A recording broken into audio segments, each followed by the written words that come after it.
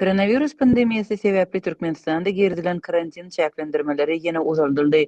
3 ay golaý dowam edýän çäklendirmeler ilat üçin dürli kynçylyklary döredýär. Azatlyk Radiosynyň habarçylary Marydaky we Aşgabatdaky şu günkü ýagdaýlar barada habar berýärler. Azatlyk habarçylarynyň sözlerine görä 1-nji noýabrdan koronawirus çäklendirmeleriniň ýatyrylmagyna bil baglan Marynyň ýaşaýjylarynyň umytlary başa barmady. Dükanlaryň, restoranlaryň, bazarlardaky sowda nokatlarynyň eýleriniň we işgärleriniň işlerini dowam etdirmek üçin gören taýýarlyklary boş boldy. Yerli ilat koronavirus çäklendirmeleriniň 1-nji noýabrda ýatyrylmagyna garaşypdy. Emma olara çäklendirmeleriň adyndan 15-nji noýabr içinde dowam etjekdi aýdyldy. Häkimetler çäklendirmeleri ýatyrmagyň anyk seneti barada ilata habar bermeýärler. Resmi düşündürüş hem ýok. Şol birakdyň özünde de tutuş ýurt boýunça dükanlar, bazarlar, restoranlar, güýmençi dethalary ýapyklygyna galýar we adamlar gazançdan mahrum bolýar. Häkimetleriň karhanalaryň işine gadagançylyklaryň bardygyny tasdiklaýan ýeketäk görkezýän reaksiýasy gadagançylygy bozonlary tutmak we jazalandyrmak boýunça reýtler dowam edýär. Çäklendirmeleriň dowam etmegi telekeçileri töwekkülçilik edip bekanun işlemäge mejbur edýär. Haritlaryny gögönün bazarynyň öňünde satan satyjylar şu günler haritlaryny ellerinde tutup bazaryň daşyndaky ýerde satyp gazanç etmäge finansiýarlar. Bu usul olara polisiýanyň we gözekçileriň öňünden gaçmaga mümkinçilik berýär.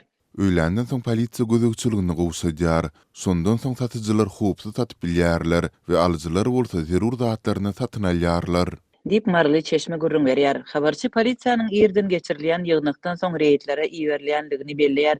Polisiýa işgärleri bunu ortana çenli sowda we hyzmat nokatlaryna saparlaryny geçirmeli bolýar.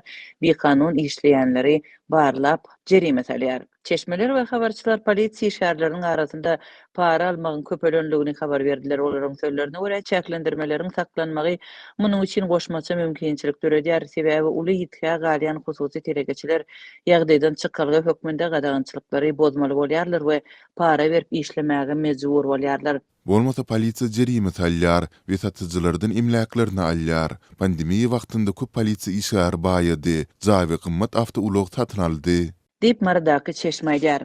Azatlyk Radiosynyň Marynyň administrasiýasy we Sewet polisiýa bölümi bilen habarlaşmaga synaşdy, resmi görnüşde maglumat alyp bolmady. Häzirki wagtda ýurtda üýtmelenler köp adamly ýerlere barmak şolsanda ýaz çärelerini geçirmek gadagan edilýär, emma bu mesele para arkaly çözülüp bilinýär. Häkimlikdäki ýa polisiýadaky birine 3000-4000 manat berseňiz, näçe isleseňiz adam ýygnap bilersiňiz. Dip çeşmelerin yeni bir aýtdy. Azatlyk Radiosynyň Liwap vilayatyndaky habarçylary bu ýerde çäklendirmeleriň dekabr içinde saklanjakdygyny habar berýärler. Olaryň yerli resmiýetlere salgylanyp aýtmagyna görä, bu regionda koronawirus çäklendirmeleri ozalkysyndan hem puhtalandyrylypdyr.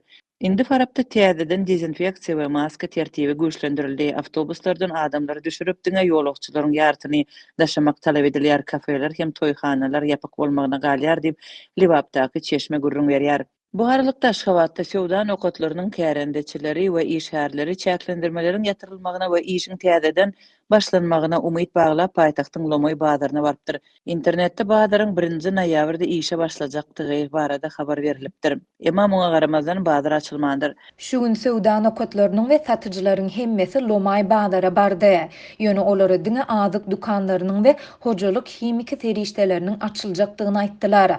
Gahar gazaba münen adamlar gyýgyryp başladylar, ýakalaşyga baryp ýetdi. Netijede hemmeler kowuldy we bazaryň açyljak senesi elan edilmedi. Dip Aşgabatly çeşmeýär. Onuň sözlerine görä bir karar sowda merkeziniň açylmagyna hem garaşylýar. Aşgabatda beýleki sebetlerde bolşýar çäklendirmelere garamazdan bazardaky sowda nokatlarynyň köpüsi bekanun işleýär. Karhanalaryň işiniň besedilmeginden ýetki çeken hususy telekeçiler üçin kärende tölegleriniň we salgytlaryň ýokarlanmagy ýene bir zarba boldy. Ors bazarynyňky egin eşik pavilyonlary we dukanlary işe başlady. Ýöne ýarym kanuny taýdan. Kärinde 2 hisse artdy. Mysal üçin 1000 manat 2000 manat boldy. Olary gysýarlar, salgyt gullugy bolsa soňky 10 günde ýowuzlandy diýse bolar. Telekeçilerden uly para talap edýär.